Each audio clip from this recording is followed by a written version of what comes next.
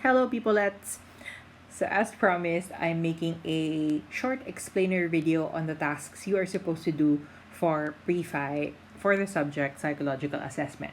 So, as future psychometricians and mental health professionals, it's important that you are able to create instruments to help you measure and make sense of what your clients are feeling and thinking about. Okay? And this is your practice for that. This is also something that can hopefully help you in your research when you're in your fourth year, and other instances in your professional career in the future. So your first task for the first week for pre-fi is to create a test blueprint. Now, any project in psych requires a plan, and this is very essential, particularly in psychological assessment, in the creation of a psychological scale. Otherwise, you'd be moving all over the place like a headless chicken, not really knowing what you want to accomplish. Okay, so what you're going to do is a test blueprint. If you notice, you have their letters A to J, which are the contents of your test blueprint or your scale blueprint. So the first things first, you need to know what psychological construct you actually want to measure. So psychological construct can be anything and everything under the sun.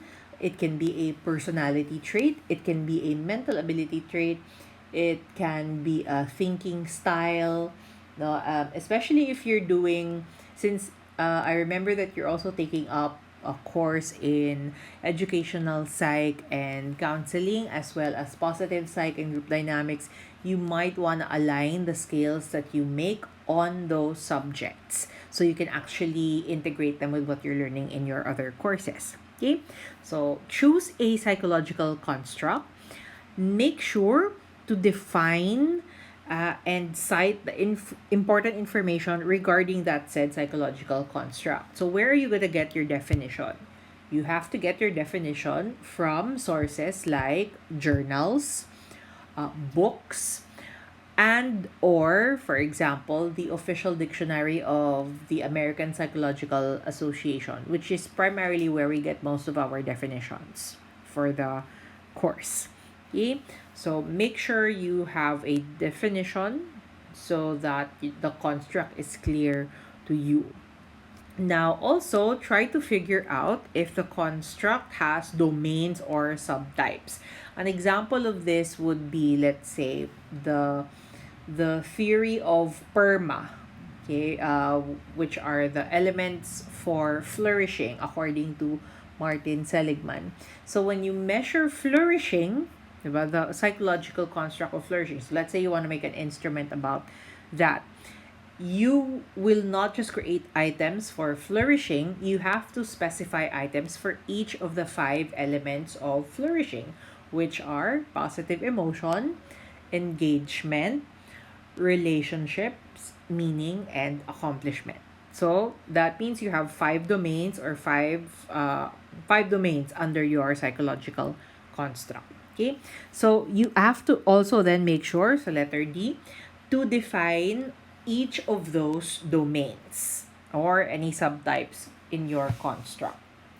Next, letter E is for you to determine if your psychological construct has a theoretical basis. Now, very often in psych, we have theories associated with the constructs that we study. So try to figure that one out and write it down. It doesn't have to be a very long narrative or explanation of the theory.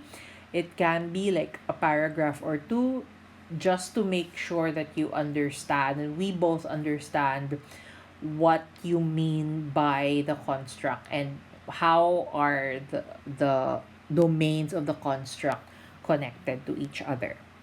Okay. Next, for letter F, is that you have to know why you want to do the scale. What is it gonna be for? Is it going to be to predict performance of people, diagnose a particular condition, screen a person? Is it going to be used in the educational setting, the industrial setting, or a clinical setting? Preferably to make sure things are a bit easier and manageable for all of us, you might want to do something that can be used in the educational setting. But I leave that to you entirely. That's your prerogative and your decision. Okay? So it can also be for self exploration, career advancement, or career exploration, anything. Remember, anything goes for as long as it is doable for you, for as long as it is interesting, then go for it. Okay? Next, letter G, description of the target test user. So remember, when we're talking about test user, we're talking about the mental health professional or the psychology professional who will be administering and who will be using the tool as a basis for his or her analysis and interpretation of a person's psychological makeup. So, determine what are the qualifications of that person. Is it a level A, B, or C scale? Okay. Will it require special training, or will it be something that someone can just uh, administer on his or her own, for example? Okay. Letter H, description of the target test takers. So, test takers, that can be students, that can be parents, professionals, patients, specifically mention what kind of patients, and also explain the reason why the said instrument is relevant for them. So look at the age bracket, look at the nationality, although of course it's kind of a given that you're going to be doing it for Filipinos. General characteristics of the person. No, so that means you have to align the purpose of the scale and the description of the target test takers. Next, letter I, sorry, number I. Letter I, the projected number of items. So generally, if it's just one scale, one construct, you should have at least 8 items. Of course, since you are going to be doing this as a large group, 8 items is not going to be enough, because that's not going to be fair. There are so many of you in class. Okay? So, I'm going to require more of you, more of the items. Okay? And lastly, letter J, psychometric properties. You need to be able to plan out how you are going to establish the reliability and validity evidence for your instrument. So, for our purposes, since we are limited in terms of time and in terms of resources, only one estimate of reliability and one estimate of validity at least. Okay? So yeah, so that's the first part. So you should be able to include that all in your test blueprint. And I have here a guide. So it's just a simple table containing all the information that I mentioned previously. You just need to fill that up or write it on a different uh, piece of paper and then submit it to me. But you submit it including the second one. Okay? You don't need to submit everything. So you can just consult me, like chat me or send me an email for your proposal. Okay? So the next one. The next one is all about the actual item construction and the construction of your scaling and scoring. Okay? So first, what you're going to do, once your psychological construct, domains, and those other things are clear, you can now start creating your item pool. What is your item pool? It's basically like a bucket that you fill with all the items you are considering for your instrument. Those items are by no means final because they will have to go through the rigor of reliability and validity analysis, but that will come later, right? So first, you prepare your item pool. Okay, remember to start. In principle, it should actually be times 3, but because of the pandemic, let's just do times 2. Okay, you have to double the number of items on your intended scale. So for example, if your target is 10 items, then you have to start with 20 items. Okay? Okay. So, remember that if you're going to do a multi-dimensional scale, each of those scales should have at least 8 items. So let's say, for example, you are doing an introversion extroversion scale, then you should have a final set of items, 16 at least, which means you're going to start double that, okay, while you're still item pooling. Okay. Next is that you should also take into consideration the principles in writing good scale items. That means you have to have reverse scored items. That means you should consider social desirability. That also means you should have no double negatives. Okay, so the guidelines are in your handouts. Try to read through them and see how other existing scales are written. I've attached some examples for you. You can search online. There's an abundance of them, and make sure again to include reverse scored items because that is supposed to break the chain of some people who like to agree with instruments. So, diba, if you say strongly agree, strongly agree, strongly agree, sometimes your test takers don't even bother to read as much. They will just agree and agree. So, if you have a reverse scored item, you'll be able to see whether they are actually agreeing to something that they shouldn't be agreeing if they agreed to a previous item. Next is you are supposed to create a response scale. So the response scale, especially for example, if you're gonna do a Likert scale, that could be the 5, 4, 3, 2, 1, diba? The strongly agree, agree, neutral, disagree, strongly disagree. So again, it depends on what your scale intends to measure. Okay, so you create a response scale and decide whether it should be fully labeled, meaning each response has a specific label, or whether it's just end labeled. Are you just gonna label the 5 and the 1, for instance? Diba?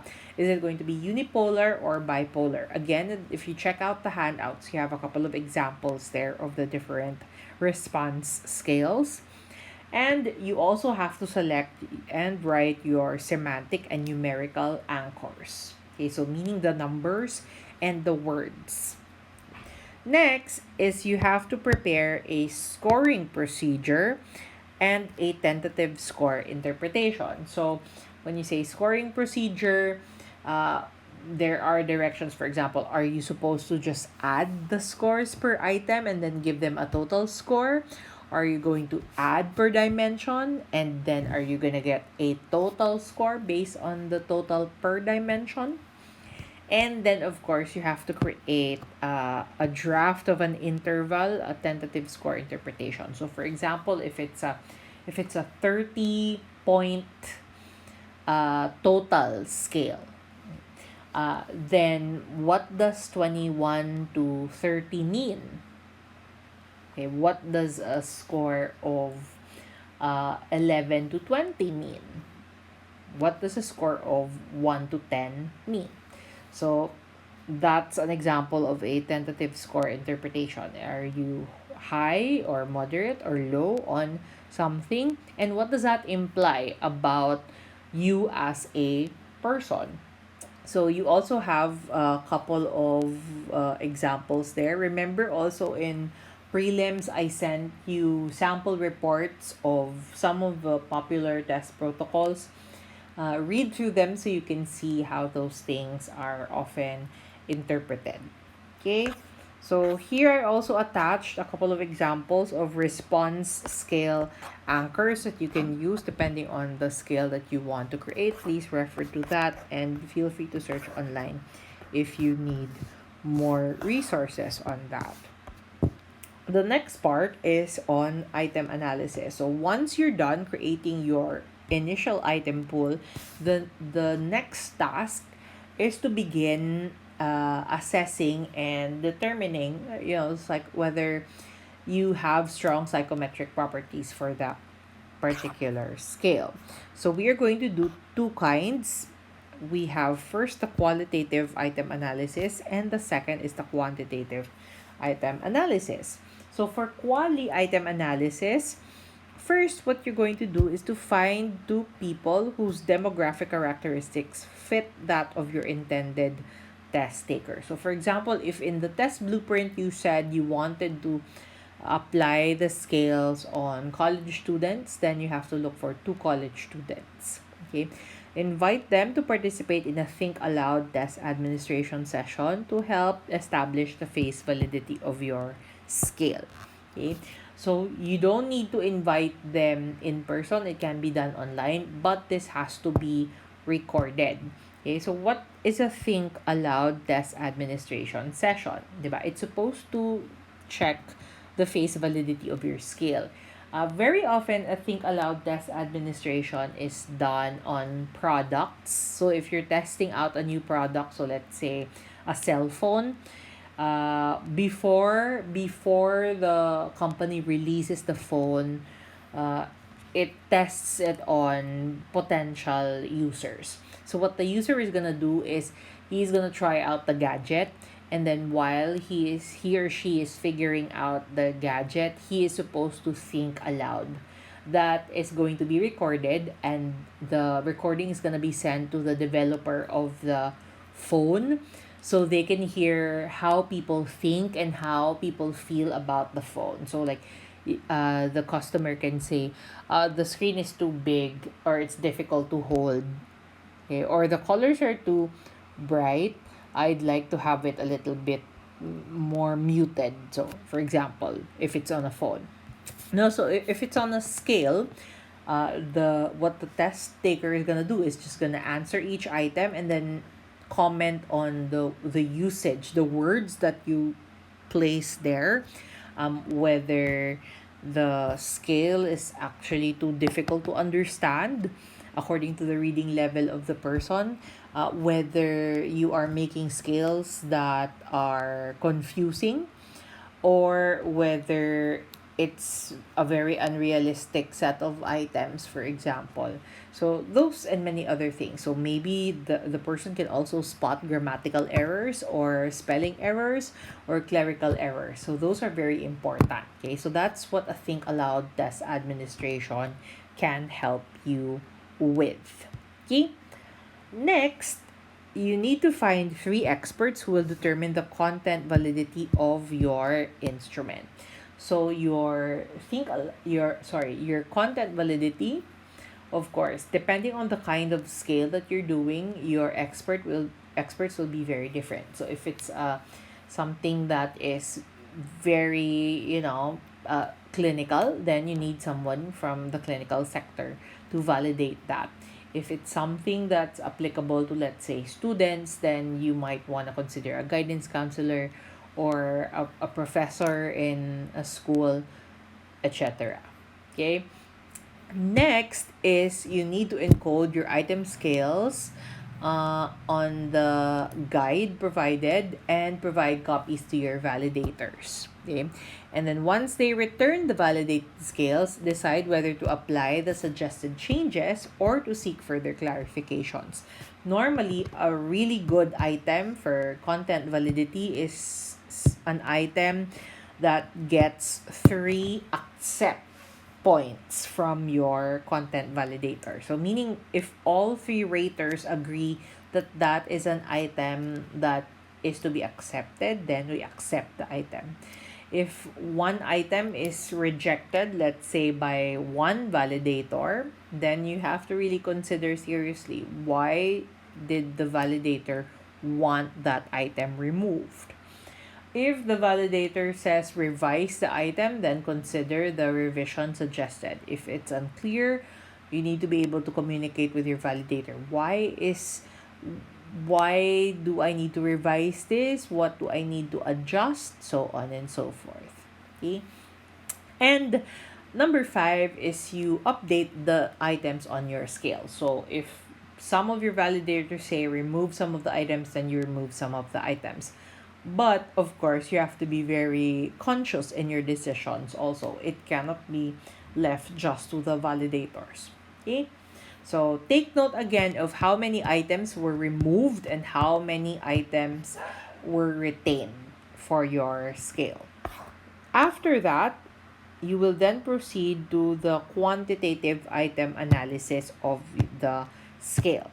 So what you're going to do is you need to find, and I suggest you do this prior to running the validity, no, to make sure that you have an available scale.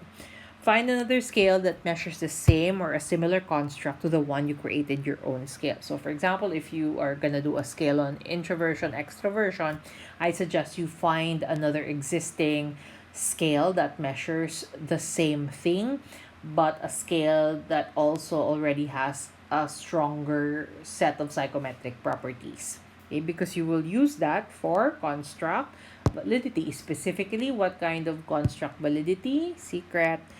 Okay, review your notes. So find what you're going to do next is find 30 test takers who can answer your instrument. So remember that you are going to do this online, okay, via your Google Forms.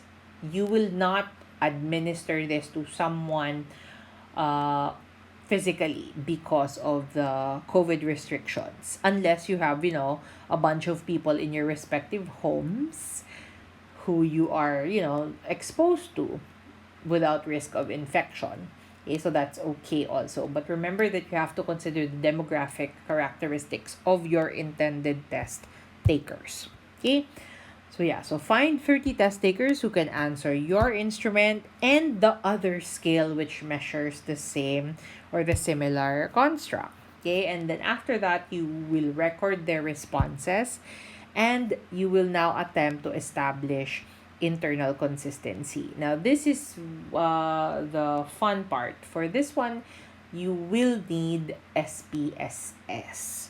So you have to decide which of your classmates or your group mates has a laptop that can run SPSS. So I can forward you a link to the program. If not SPSS, I can link you another program that you can use. Okay, but you'll need to run SPSS and run reliability analysis in SPSS. That will churn out a number for you called the Cronbach's Alpha. Okay, and that will tell you whether your instrument has strong internal consistency. Okay, and here I have a couple more instructions on that, but those are just specific steps on what you need to do. Okay. Yeah, so once you've run your internal consistency index coefficient value on SPSS, your next job is to correlate your own instrument with the other stronger instrument that you found online, and to see whether, for example, if a person says he or she is introverted in your scale, more or less that should also be evident in the stronger scale that you found online. If in your scale the person says extrovert siya, but on the stronger, more established scale, introvert siya, what does that say about your instrument? Can your instrument be trusted? Or there might be something missing. Diba? So you have to check for that. Okay? So then, basically what you're going to do is you're going to delete some items based on the results of your analysis. And hopefully you can come up with the final number of items that you want. Okay? So I have here a guide for content validation sheet. So here, you write the item number and then you write the actual item, and then you wait for your content validator to check whether he or she will accept, revise, or reject the item. Please ask them to put remarks on the item, why they want the item revised, or why they want the item rejected, just so you understand their reasoning. So you can ask for their signature over their printed name. This can be done digitally if they have that option. And then you just need to submit that to me. And then you have to record the psychometric properties of your scale. So for each of these things, of course, for face validity, you will not have a coefficient value. The same also for content validity. But you will have an internal consistency coefficient value. You will also have a coefficient value for construct validity. If you want other psychometric properties established, then by all means, please feel free to do so, but I'm not requiring you. Okay? So you have updated number of items deleted at that phase and the updated number of items total overall and per domain. And then if there are things that you notice or things that are quite important at each level of validation and reliability analysis, then please feel free to note it here. Notable changes made. Okay? And then another one is that it's important for all of you guys to report what your contribution was in the whole test development process, because that will impact your grade. So, for example, one of you, let's say, does face validation. If she was in charge of face validation, then write it there. What did you do specifically? And then write down your name and sign your name. Okay, so what does this mean? You as a whole class will just be doing one scale. Yay! One psychological instrument. Okay, I know we're all tired and busy.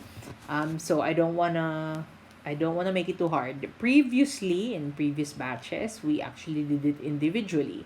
Each person does his or her own scale. But understanding the limitations of the pandemic, we are going to do it as one big group. But that is also why this project is quite long.